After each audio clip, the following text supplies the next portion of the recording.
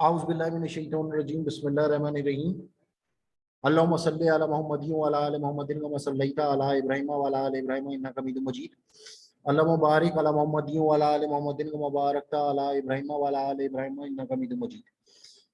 आज की हमारी क्लास है, आज जुम्मतुल मुबारक भी है, 12 नवंबर 2021, और अल्लाह ताला के बाबरकत नाम से और नबी पाक सल्लल्लाहु अलैहि वसल्लम पर दुरूद के साथ इस क्लास का आगाज़ हो गया है। आज हम रेड्यूस सिलेबस अगेन दोबारा डिस्कस कर रहे हैं, और रेड्यूस सिलेबस में ये आप देख सकते हैं कि ऑपरेटर, अर्थमेटिक ऑपरेटर्स हम डिस्कस कर चुके हैं। अब arithmetic assignment operator, arithmetic assignment operator ये हम डिस्कस करेंगे, जो कि plus equal to, minus equal to, asterisk equal to, divide equal to और modulus operator with equal to, ये हम जो है वो देखेंगे। और इसके लिए हम आगे चलते हैं। पहले हमें ये जान लेना चाहिए कि अर्थमेटिक असाइनमेंट ऑपरेटर जो है, ऑपरेटर्स जो ये है प्लस इज इक्वल टू, इसके मायने क्या होते हैं? इसका मकसद ये है कि अगर आपके पास वेरिएबल एक एम नाम का है, या नंबर नाम का भी हो सकता है, या num1 नाम का भी हो सकता है, जो भी हो सकता है, मैंने यहाँ पे एम शो किया हुआ है, M plus is equal to 5 अगर लिखा हुआ है तो इसके मायने हैं M is equal to M plus 5, यानी कि एम में जो भी वैल्यू पड़ी हुई थी, मिसाल के तौर पे एम में 1 पड़ा हुआ था, तो इसके मायने ये हो गए M is equal to 1 plus 5, यानी कि एम की मौजूदा वैल्यू 6 हो जाएगी। अगर एम में पहले जो है वो 0 पड़ा हुआ था, तो M is equal to M plus 5, यानी कि 0 प्लस 5 एम में 5 रहेगा। अगर यहाँ पे m plus is equals to 10 में यहाँ पे लिखूंगा, तो m की अगर पुरानी वैल्यू जो है m में अगर फर्ज कर लिया 10 पड़ा हुआ था, और मैं यहाँ पे लिखता हूँ m plus is equals to 5, तो इसके मायने हो जाएंगे m is equals to m plus 5, यानी कि m is equals to 10 plus 5, यानी कि m की वैल्यू 15 हो जाएगी। तो इसी तरीके से अगर यहाँ पर मैं n लिख दूँ m के बजाय, m plus is equals to 5 के बजाय m plus is equals to n लिख दूँ, एक और वेरिएबल लिख दूँ, तो इसके मायने हो जाएंगे m is equals to m plus n, यानी कि m में जो भी वैल्यू पड़ी होगी, जो n में वैल्यू पड़ी होगी, वो दोनों मिलकर सेव हो जाएंगी m के अंदर। तो ये हो गया आपका एडिशन असाइनमेंट ऑपरेटर कहलाएगा ये। इसी तरीके से subtraction assignment operator minus is equal to के साथ होता है। जैसे मिसाल के तौर पे हमारा m जो है वो एक वेरिएबल है, जिसमें वैल्यू अगर मिसाल के तौर पे हम समझते हैं कि 10 पड़ी हुई है, तो ऐसी सूरत में m minus 5 m minus is equal to 5 अगर मैंने लिखा, तो उसके मायने हुए m is equal to m minus 5। m की वैल्यू क्योंकि 10 है, 10 माइनस 5, तो m में 5 चला जाएगा। अगर यहाँ पे मैं m में मिसाल के तौर पे 15 होता, तो 15 माइनस इज इक्वल टू 5 अगर मैं लिखता, तो इसके मायने ये होते हैं m is equal to 15 minus 5, यानी कि 15 में से 5 जाएगा तो m के अंदर 10 रह जाएगा। यानी कि m की जो भी वैल्यू होगी उसमें से राइट हैंड वाली वैल्यू जो है वो सब्ट्रैक्ट होगी, और सब्ट्रैक्ट होने के बाद वापस इसी वेरिएबल में सेव हो जाएगी। यही चीज जो है वो मल्टीप्लीकेशन में भी होगी कि m asterisk is equal to, अगर आपने 5 लिखा, तो m की जो भी वैल्यू है, मिसाल के तौर पे m की मौजूदा वैल्यू जो है वो 10 है, तो 10 is equal to m is equal to 10 asterisk 5, जो भी होगा वो वापस m में सेव हो जाएगा, यानी 10 multiply by 5 is equal to 50, m की मौजूदा वैल्यू फिर 50 हो जाएगी। अब यहाँ पे अगर फर्ज कर लिया m में 2 पड़ा हुआ था, तो 2, तो इसके मायने ये हो जाएंगे m is equal to 2 asterisk 5, यानी कि 2 5 10, और 10 जो है वो जाके m में सेव हो जाएगा। ये डिवीजन में भी होगा। डिवीजन में अगर आपने लिखा हुआ है m slash is equal to 5, तो इसका मतलब ये है कि m के अंदर जो भी वैल्यू है वो 5 से डिवाइड होगी, और डिवाइड होने के बाद वापस m में सेव हो जाएगी। मिसाल के तौर पे मैंने जैसे आपको बताया m में 10 पड़ा हुआ है, तो इसके मायने ये होंगे m is equal to 10 divided by 5, यानी कि m के अंदर 2 चला जाएगा। इसी तरीके से अगर m के अंदर 100 पड़ा हुआ था, 100 स्लैश इज इक्वल टू 5, इसके मायने ये होंगे कि m is equal to 100 divided by 5, यानी कि m के अंदर 20 चला जाएगा। यही चीज मॉड्यूलस ऑपरेटर के साथ भी होगी कि m% इज इक्वल टू 5 अगर आपने लिखा, तो इसका मकसद ये होगा कि m को डिवाइड करो 5 से, और जो भी रिमाइंडर आ जाए उसको वापस m के अंदर सेव कर दो, तो ये चीज होगी। अब मिसाल के तौर पे m के अंदर 10 पड़ा हुआ था, 10 डिवाइडेड बाय 5, तो रिमाइंडर क्या बचता है? 0 बचता है, तो m इज इक्वल टू 0 हो जाएगा। अगर ये 11 होता है, m के अंदर 11 होगा, तो रिमाइंडर जो है वो 1 बचेगा, तो m की वैल्यू जो है वो 1 हो जाएगी जब आप मॉड्यूलस ऑपरेटर इस्तेमाल करेंगे।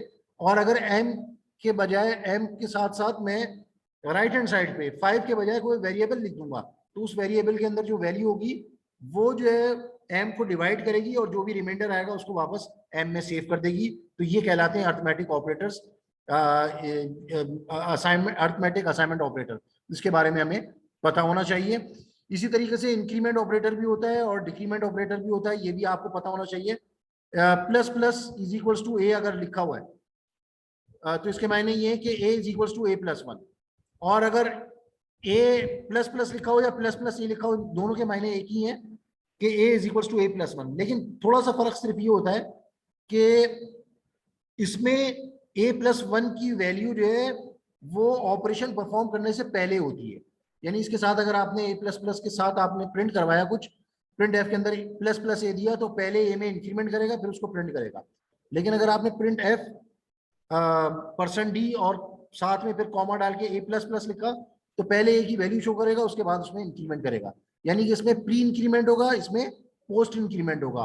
बिल्कुल इसी तरह से डिक्रीमेंट ऑपरेटर में भी यही होगा कि अगर आपने माइनस माइनस पहले लिखा हुआ है तो पहले जो है वो वैल्यू डिक्रीज होगी और उसके बाद ऑपरेशन परफॉर्म होगा, और अगर आपने माइनस माइनस बाद में लिखा हुआ है यानी पोस्ट लिखा हुआ है तो ऐसी सूरत में पहले ऑपरेशन परफॉर्म होगा और उसके बाद ए की वैल्यू में जो है वो गिरावट आएगी या डिक्रीमेंट होगा। तो ये है आपके अर्थमेटिक इंक्रीमेंट और डिक्रीमेंट ऑपरेटर और अर्थमेटिक असाइनमेंट ऑपरेटर्स जो मैंने आपको बताए। इसके अलावा ऑपरेटर प्रीसिडेंस भी होती है। ऑपरेटर प्रीसिडेंस में अर्थमेटिक ऑपरेटर में बॉड मास और पेमडेस इस्तेमाल होता है, यानी कि पहले ब्रैकेट को हम सॉल्व करते हैं फिर ऑर्डर को, यानी कि उसकी जो पावर्स होती है स्क्वायर वगैरह क्यूब्स वगैरह रेस टू द पावर जो होती है फिर वो होती है, फिर डिवीजन होती है, फिर मल्टीप्लिकेशन होती है, फिर एडिशन और सब्ट्रैक्शन। एडिशन और सब्ट्रैक्शन की प्रीसिडेंस इक्वल होती है, डिवीजन और मल्टीप्लिकेशन की इक्वल होती है। और इसी का एक और फार्मूला भी होता है पैम डैश। पैम में ये होता है पैरेंथेसिस, यानी कि जो कि ब्रैकेट हम कह रहे थे बॉड मास में पहले ब्रैकेट सॉल्व होंगे, फिर एक्सपोनेंट यानी कि जो उसमें हम ऑर्डर कह रहे थे, उसके बाद मल्टीप्लिकेशन फिर डिवीजन। इन दोनों की प्रीसिडेंस क्योंकि इक्वल होती है तो एम और डी को आप रिप्लेस कर सकते हैं, जैसे कि इसमें पहले डिवीजन हो रहा था फिर मल्टीप्लिकेशन हो रहा था, उसके बाद फिर एडिशन, उसके बाद सब्ट्रैक्शन। लेकिन सब्ट्रैक्शन अगर आप पहले कर लें एडिशन बाद भी कभी नहीं भी कर लें तो भी कोई फर्क नहीं पड़ता, ना पैम डैश में ना बॉड मास में।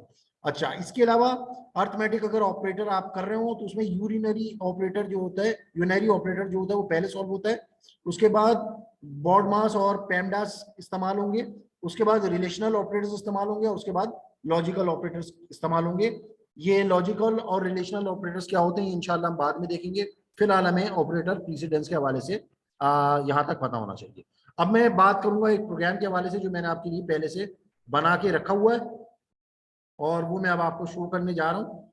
ये प्रोग्राम डेव के अंदर हमने बनाया हुआ है, ये आप देख सकते हैं। आज ये हमने प्रोग्राम बनाया हुआ है, arithmetic assignment operator learning program है। और ये ऑपरेटर्स जैसे मैंने आपको बताया, plus is equals to, minus is equal to, multiply is equals to यानी स्टेरिक इक्वल टू, डिवाइड यानी कि स्लैश इज इक्वल टू, और मॉडुलस यानी कि परसेंटेज इज इक्वल टू के साथ जो है वो होते हैं, और इनको हम असाइनमेंट ऑपरेटर्स कहते हैं। ये हमने एक प्रोग्राम बनाया हुआ है जिसमें इंटीजर डेटा टाइप से ताल्लुक रखने वाले कई वेरिएबल्स लिए हैं, जिसमें num1 है। ये जो भी यूजर इनपुट देगा वो इसमें सेव होगा, जो दूसरा इनपुट देगा वो num2 में सेव होगा। उसके बाद रिजल्ट ऑफ एडिशन के लिए, रिजल्ट ऑफ एडिशन के लिए हमने एक वेरिएबल रखा हुआ है। इसी तरीके से रिजल्ट ऑफ सब्ट्रैक्शन के लिए हमने एक वेरिएबल रखा हुआ है। इसी तरीके से मल्टीप्लिकेशन के लिए, डिवीजन के लिए और रिमाइंडर के लिए भी अलग अलग वेरिएबल्स लिखे हुए हैं और इनका इंपैक्ट हम देखेंगे। जैसे ही प्रोग्राम शुरू होगा आपसे एक इनपुट लिया जाएगा, उसको num1 में सेव कर लिया जाएगा, उसके बाद फिर मैसेज डिस्प्ले होगा, नंबर 2 आपसे पूछेगा, वो जो नंबर आप देंगे वो नंबर 2 में सेव हो जाएगा। उसके बाद रिजल्ट ऑफ एडिशन में हम num1 की वैल्यू डाल देंगे, क्योंकि num1 हमने आगे भी इस्तेमाल करना है।